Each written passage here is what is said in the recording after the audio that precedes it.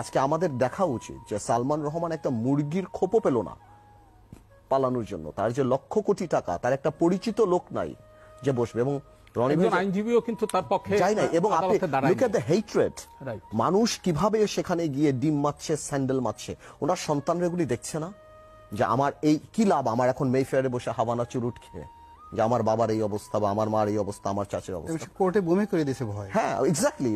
আছে কি লাভ কি? আমি যখন দেখছি সোশ্যাল স্ট্যান্ডার্ড কোথাও গেল, টাকা doesn't matter, even a prostitute makes money, right, it seriously doesn't matter আপনি কতটা পায় টাকার সাথে। যদি শুনেন, আমি আপনাকে একটা কথা বলি, এই কথাটা মনে রাখবেন, আপনি যদি টাকা পয়সা কামাই করেন না, দ্যাটস প্রফিট।